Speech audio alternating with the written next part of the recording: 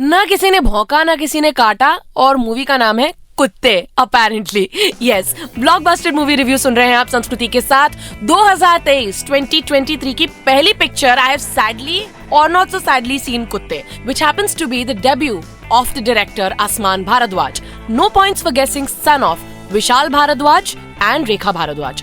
Vishal Bharadwaj needs no introduction. His work of cinema, his adaptations, his classic neo-noir, his dark thrillers have a genre in itself. The music, the lyrics by Gulzar were a universe we all loved. कमीने नाम की एक movie आई थी 2009 पे, उसी का encore बनाने की कोशिश करी है इन द मूवी कुत्ते, which is made by his son. But does it really have anything half of what कमीने had? I don't think so. Apart from the fact कि पूरी मूवी में धंटेना ये वाला गाना बज रहा था, and that took you to the pulsating movie of 2009.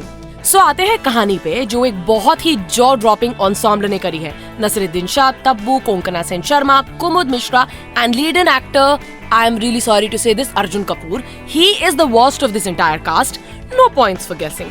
Radhika Madan और श्रद्धुल भारद्वाज भी हैं छोटे छोटे किरदारों में। The good point of the movie is it actually finished before 2 hours. And trust me, मैंने last year टॉप गन, अवतार, सारी मूवीज इतनी लंबी लंबी देखी थी ना कि this was a breath of fresh air कि 2 घंटे के अंदर इंक्लूडिंग ट्रेलर्स पिक्चर खत्म हो गई।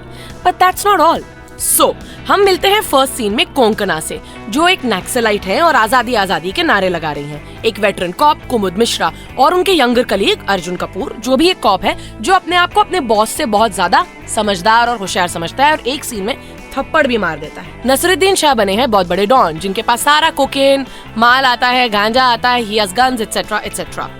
और राधिका एंड श्रद्धुल, जो एक उनका नौकर है और उनकी बेटी है, एंड उनके बीच अफेयर चल रहा है। So they all want freedom in some sense, they are all greedy, they all want to run away, they want a lot of money and power, and all of these lives how they come in contact with each other because एक जगह एक fake encounter हो रहा है। Because Nasruddin Shah के opposite जो gang है, mafia है, जो भी कोकेन बेचता है उसको खत्म करवाना है। And obviously they hire the police. इन सब में तब्बू का किरदार ये है कि तब्बू है boss of Kumud Mishra and also of Arjun Kapoor. But ये सब के सब बेसिकली कमीने and for lack of a better word कुत्ते हैं। But if you look at the movie, कहीं भी कोई भी कैरेक्टर लेयर्ड नहीं है, डीप नहीं है, कोई कहानी कन्विंसिंग नहीं लग रही कि कौन किसी को क्यों मार रहा है या क्यों बिट्रे कर रहा है। It's just happening and they're saying that सब बहुत बुरे होते हैं और कोई अच्छा है ही नहीं। There is no meat, there is no logic, there is no reasoning and depth behind why is a certain character behaving the way they are. Also one of the things is कोई character grey नहीं है। अगर सब बुरे हैं तो इतने बुरे हैं कि बिना मतलब के किसी को भी मारेंगे, even if that person's your friend, which was not convincing for me. The lousiest part of the movie was of course his writing, but also the background score.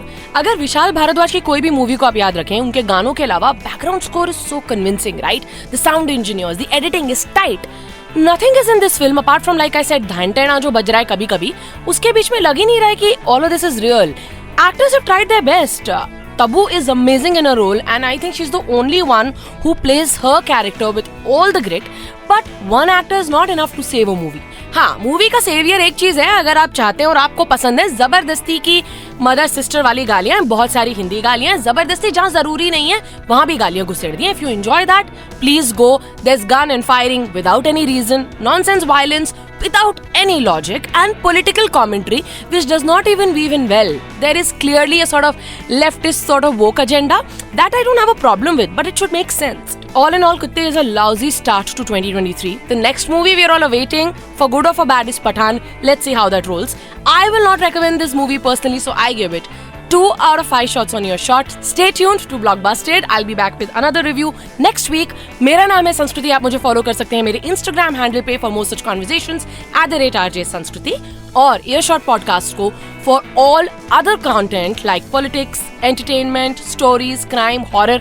आप please follow करो Facebook, Twitter और Instagram पे @Earshot podcasts. Take care for now. Stay safe and have a great weekend.